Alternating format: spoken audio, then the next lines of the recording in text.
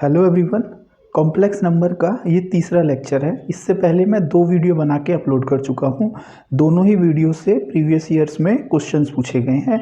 उन दोनों वीडियो के जो लिंक हैं मैंने इस वीडियो के डिस्क्रिप्शन में दे दिए हैं। आप उन दोनों को देख लेना। 2 क्वेश्चन आपको वहाँ से मिल जाएंगे।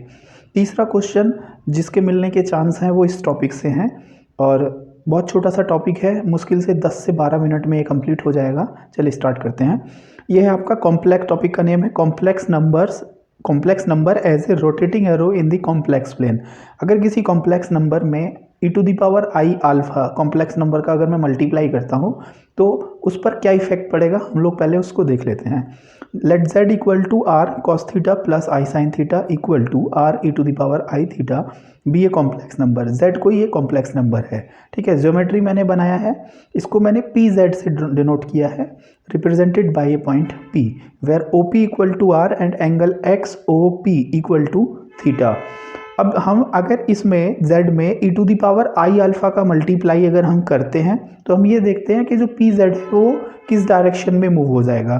तो इसको हम लोग आगे देखते हैं। z की वैल्यू पुट किया r e to the power i theta into e to the power i alpha, तो ये हो गया r into e to the power i theta plus i alpha, theta plus alpha. तो z into e to the power i alpha is represented by a point Q in the complex plane such that OQ equal to r. तो जो PZ है वो move हो गया Q पर, ठीक है, क्योंकि इसमें जो एंगल है z into e to the power i alpha का वो है थीटा प्लस अल्फा। तो such that OQ equal to r and angle XOQ equal to theta plus alpha. तो इसका मीनिंग क्या हुआ, the multiplication by e to the power i alpha to z rotates the vector OP in anti clockwise sense through an angle alpha. इस line को आपको याद रखना है कि अगर किसी कॉम्प्लेक्स नंबर z में e to the power i alpha का मल्टीप्लाई कर देते हैं तो जो वेक्टर OP है वो एंटी क्लॉकवाइज डायरेक्शन में अल्फा एंगल मूव हो जाता है। Similarly, multiplication by e to the power minus I alpha to z rotates the vector OP in clockwise sense through an angle alpha. Clockwise anti clockwise आप सभी को पता होगा, ठीक है।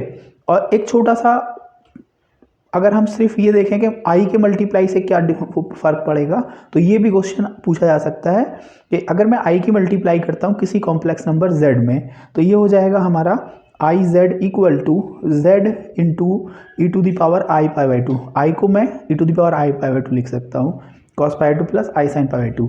तो this implies that i z is the vector obtained by rotating vector z in anti clockwise direction through 90 degree. तो इतना पूछा जा सकता है किसी कॉम्प्लेक्स नंबर में अगर आयोटा की मल्टीप्लाई कर दिया है हमने तो जो ओरिजिनल वेक्टर जेड है वो एंटी क्लॉकवाइज डायरेक्शन में 90 डिग्री मूव हो जाएगा, ठीक है। जिस क्वेश्चन के लिए मैंने ये टॉपिक आपको पढ़ा रहा हूँ वो ये क्वेश्चन है। PGT 2002 में पूछा है, AIEEE 2004 में पूछा है और भी क्वेश्चंस में पूछा है। तो इसका जो वैल्यू है वो उसको याद कर लेना है आपको। प्रूफ भी समझ लेते हैं। The area of the triangle on the complex plane form by the complex number z iz and z plus iz is. एक ट्राइंगल है जो इन नंबर से फॉर्म हो रहा है, उसका एरिया आपको कैलकुलेट करके बताना है। तो देखिए हम लोग स्टार्ट करते हैं। OA को हमने z ले लिया, ठीक है, ट्राइंगल की साइड है, OA z है। अब IZ कितना होगा, तो अभी जस्ट हमने पढ़ा है IZ क्या होगा, एंटी क्लॉकवाइज डायरेक्शन में 90 डिग्री मूव हो जाएंगे हम।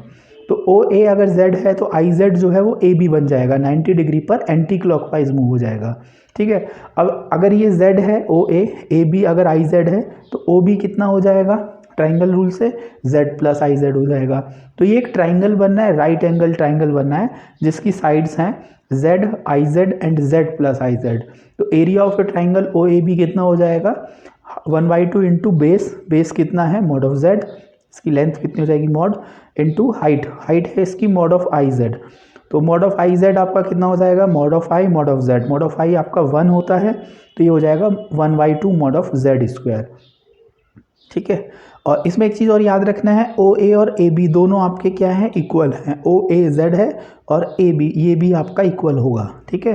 तो राइट एंगल ट्राइंगल है जिसके 2 साइड्स इक्वल हैं, क्योंकि जब आप मॉड ऑफ आई जेड करेंगे तो mod of i mod of Z होगा, मॉड ऑफ आई 1 होता है तो मॉड ऑफ जेड ही आ जाएगा, ठीक है। तो ये फॉर्मूला आपको याद रखना है कि z आई जेड और z प्लस आई जेड से जो ट्राइंगल बन रहा है उसका area 1/2 mod of z square होता है। अब देखिए दूसरा क्वेश्चन देखते हैं, ये PGT में आया है। दूसरा क्वेश्चन टीजीटी में आया है। टीजीटी में क्या है, if the area of a triangle on the complex plane form by the points z, iz and z plus iz is 50 square units, then mod of z is.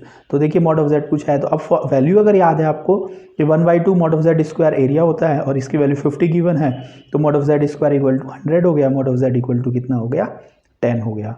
ठीक है, तो ये आपको याद रखना है कि अगर किसी भी कॉम्प्लेक्स नंबर में e to the power i alpha का मल्टीप्लाई कर देते हैं तो original vectors alpha quantity move हो जाता है एंटी क्लॉकवाइज डायरेक्शंस में। ठीक है, और दूसरा जो इंपॉर्टेंट क्वेश्चन है, ये दो क्वेश्चन ही है, इन दोनों क्वेश्चंस को आपको अच्छे से कर लेना है, अपने नोट्स में इनके नोट्स बना लेने हैं। If z is any complex number then area of the triangle form by the complex number z omega z and z plus omega z as its sides is. अब के हमने i के place पर omega ले लिया है, omega मतलब cube root of unity जो हम लोग पढ़ते हैं। तो देखिए ये भी सिंपल है, ओमेगा कितना होता है e to the power i into 2π/3 होता है। ठीक है, अगर हम इसको इस फॉर्म में लिखें तो अब देखिए इसमें हम लोग क्या कर लेते हैं, पी क्यू कोई वेक्टर ले लिया z, तो पी क्यू जेड है, तो अब आपके पास में ओमेगा z देखना है, तो ओमेगा z ओमेगा होता है हमारा e to the power i into 2π/3। तो जस्ट अभी हमने पढ़ा e to the power i alpha की मल्टीप्लाई अगर z में करेंगे तो जो वेक्टर है वो आपका मूव हो जाएगा अल्फा वेक्टर क्वांटिटी में एंटी क्लॉकवाइज। तो यहाँ अल्फा 2π/3 है, 2π/3 मतलब 120। तो देखिए जो मॉड ऑफ ये जो z है पी क्यू हमने z लिया है, तो ये 120 एंगल मूव हो जाएगा आपका एंटी क्लॉकवाइज डायरेक्शंस में। तो हमारे पास में जो क्यू आर है वो WZ बन जाएगा, ओमेगा z सॉरी। तो we have omega z is a vector obtained by rotating vector z in anti clockwise sense through an angle of 120। ठीक है, तो अब ये z हो गया, ये ओमेगा z हो गया, तो ट्राइंगल से आपका ये पी क्यू आर क्या हो जाएगा, z plus w omega z हो जाएगा। ठीक है, तो एक तो ये चीज़ हो गया। अब इसमें कुछ चीज़ और देख लेते हैं, मॉड ऑफ ओमेगा z निकाला हमने, तो मॉड ऑफ ओमेगा z को लिख सकते हैं mod of omega mod of z। तो मॉड ऑफ ओमेगा होता है 1, तो ये मॉड ऑफ z हो जाएगा। और mod of z plus omega z हम लोगों ने निकाला, तो z कॉमन लिया हमने, तो mod of z mod of 1 plus omega, 1 plus omega आप सभी जानते हैं माइनस ओमेगा स्क्वायर होगा, 1 plus omega square equal to 0 से, तो ये भी मॉड ऑफ z आ गया। इसका मतलब ये हो गया mod of z mod of omega z mod of z plus omega z क्या है, तीनों इक्वल हैं, P Q Q R P R तीनों इक्वल हैं। तो पहला तो ये क्वेश्चन ये पूछ सकता है कि ये ट्राइंगल कैसा है, तो ये एक इक्विलेटरल ट्राइंगल है जिसकी सभी साइड्स इक्वल हैं और इसका एरिया पूछा है। तो एरिया क्या हो जाएगा आपका, एरिया हो जाएगा area of triangle P Q R equal to √3/4 into side square, तो √3/4 into mod of z square. तो ये दो क्वेश्चन है जिनके एरिया आपको याद रखने हैं। ठीक है, कॉन्सेप्ट यूज हो रहा है e to the power i alpha का मल्टीप्लिकेशन। अब इसी क्वेश्चंस में अगर इस तरह से देता है तो देखिए ये आपका इस तरह से ये क्वेश्चन बन जाएगा, if the area of the triangle on the complex plane form by the complex number z omega z and z plus omega z is 4√3 square units then mod of z is.